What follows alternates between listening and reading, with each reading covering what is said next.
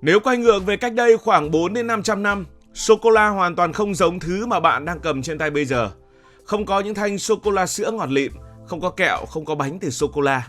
Thứ mà người châu Âu lần đầu tiên tiếp xúc lại là một loại màu nâu đậm, vị đắng, hơi cay, được đánh bọt, uống nóng và mang một ý nghĩa gần như là thiêng liêng. Người Aztec và Maya ở Trung Mỹ đã dùng cacao từ hàng nghìn năm trước. Với họ, đây không phải là món ăn giải trí mà là một phần của nghi lễ. Hạt cacao từng được dùng như một loại tiền. Một ly cacao có thể dành cho vua chúa, chiến binh hoặc những dịp đặc biệt. Nó mang cảm giác giống như một thứ vừa quý giá, vừa mạnh mẽ, vừa có một thứ gì đó rất thiêng liêng. Khi người Tây Ban Nha mang cacao về châu Âu thế kỷ 16, họ đã biến đổi nó. Đường được thêm vào để giảm vị đắng, sữa được thêm vào để dễ uống hơn.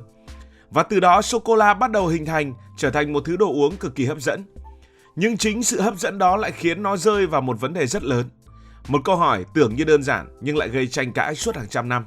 Sô-cô-la là đồ uống hay thức ăn? Và nó đã từng bị cấm tại châu Âu. Ở châu Âu thời đó, đặc biệt trong xã hội chịu ảnh hưởng từ giáo hội Công giáo, chuyện ăn uống không đơn giản là ăn cho no. Nó liên quan trực tiếp đến kỷ luật, niềm tin và đạo đức. Có những ngày gọi là ngày ăn chay. Trong những ngày này, người ta phải kiêng rất nhiều điều. Không ăn thịt, không ăn đồ ăn giàu dinh dưỡng và không hưởng thụ. Mục tiêu là làm cho cơ thể yếu đi một chút để tinh thần mạnh lên. Và rồi sô-cô-la đã xuất hiện vào đúng thời điểm này. Một cốc sô-cô-la nóng thời thế kỷ 17 không hề đơn giản như bạn nghĩ. Nó có đường, mà thời đó đường đắt như vàng. Có cacao, giàu năng lượng, còn có thêm kem, thêm bơ. Uống một cốc như vậy, cơ thể lập tức ấm lên, tỉnh táo hơn, thậm chí cảm thấy dễ chịu hơn hẳn. Thế là tranh cãi nổ ra. Một bên cho rằng đã làm cho cơ thể khỏe hơn thì rõ ràng là thức ăn, mà đã là thức ăn thì trong những ngày ăn chay là không được phép ăn và không có chuyện lách luật. Bên kia lại phản biện rất đơn giản, nó là chất lỏng, mà chất lỏng về cơ bản thì là giống nước, mà nước thì không ai cấm cả.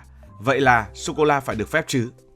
Nghe giống như một cuộc tranh luận nhưng nó thực tế dẫn đến căng thẳng đến mức các học giả, giáo sĩ, thậm chí các nhà lãnh đạo tôn giáo cũng phải vào cuộc.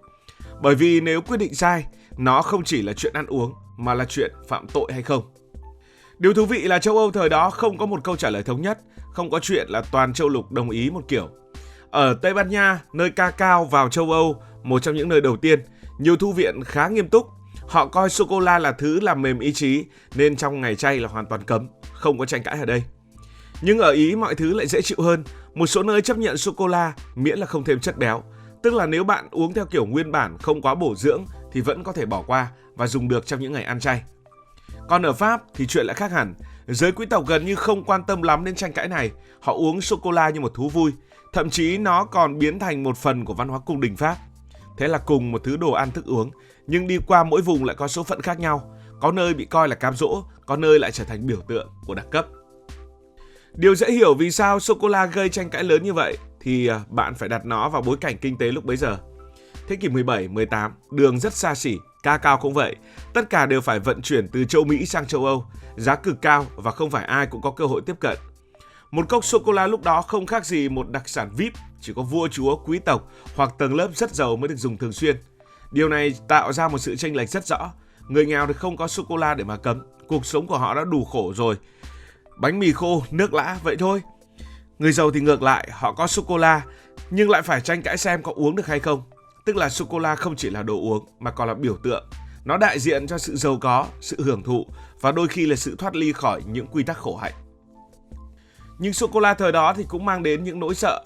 Có một yếu tố rất thú vị khiến sô-cô-la bị nghi ngờ, đó là cảm giác nó mang lại. Cacao chứa một chất có tác dụng kích thích nhẹ, khi kết hợp với đường, nó tạo ra cảm giác dễ chịu, tỉnh táo và hơi hưng phấn.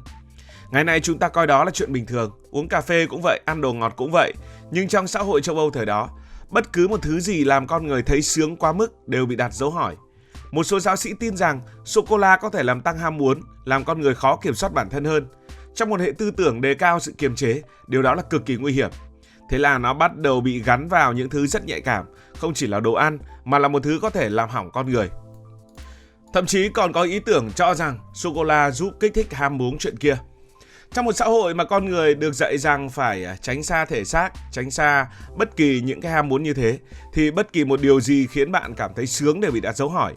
Không phải vì người ta chứng minh được nó nguy hiểm, mà vì người ta sợ nó có thể dẫn đến những thứ khác.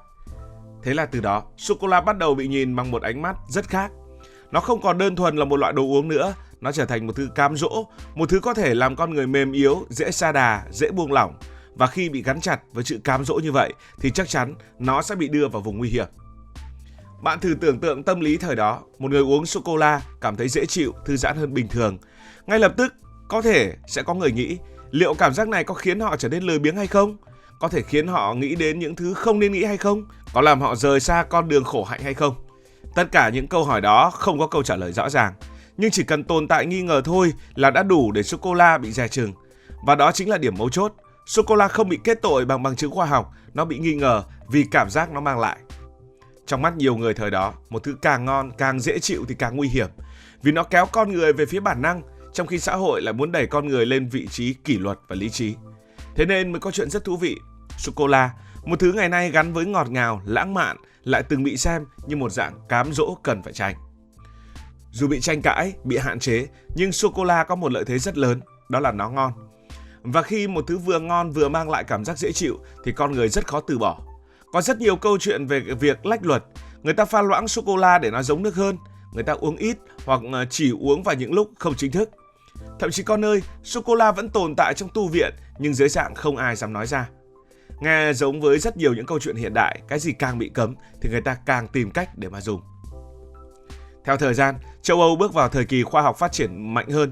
Người ta bắt đầu hiểu rõ hơn về thực phẩm, về cơ thể, về con người, về dinh dưỡng. Sô-cô-la không còn bị nhìn bằng ánh mắt nghi ngờ nữa mà được phân tích rõ ràng hơn. Nó không phải là thuốc kích thích nguy hiểm, cũng không phải là thứ gây hư hỏng đạo đức như nhiều người từng nghĩ. Cùng lúc đó, giá sản xuất cacao và đường thì cũng thay đổi. Giá giảm xuống, sô-cô-la không còn là thứ xa xỉ chỉ dành cho giới quý tộc, và nó đã trở nên phổ biến hơn. Khi một thứ trở nên phổ biến, nó cũng mất đi phần nào sự nguy hiểm trong ánh mắt của nhiều người. Và thế là từng bước một, sô-cô-la được chấp nhận. Nếu nhìn lại toàn bộ câu chuyện, bạn sẽ thấy một điều thú vị. Sô-cô-la không bị cấm vì nó độc hại, không bị cấm vì nó nguy hiểm. Nó bị tranh cãi, bị hạn chế, thậm chí bị cấm trong một số bối cảnh chỉ vì nó quá hấp dẫn. Nó ngon, nó tạo cảm giác dễ chịu, nó đại diện cho sự hưởng thụ. Và trong một xã hội đề cao kỷ luật, khổ hạnh thì dường như những thứ như vậy luôn bị nghi ngờ. Nói một cách đơn giản, sô-cô-la trở thành vấn đề không phải vì bản thân nó, mà vì cách con người nhìn nhận nó. Và nếu bạn nhìn rộng ra, câu chuyện này không chỉ là về sô-cô-la, nó giống rất nhiều thứ khác trong lịch sử. Cà phê từng bị coi là rượu của quỷ, thuốc lá từng bị coi là thuốc chữa bệnh, thậm chí có những thứ ngày nay rất bình thường nhưng trước đây từng bị cấm hoặc bị sợ hãi. Sô-cô-la chỉ là một ví dụ rất ngọt ngào cho một quy tắc rất cũ. Cái gì khiến con người thích quá thì thường sẽ bị nghi ngờ trước khi được chấp nhận. Bạn có thích sô-cô-la hay không? Nếu cảm thấy thú vị, hãy nhấn nút like và đăng ký kênh. Giờ thì xin được nói lời chào tạm biệt.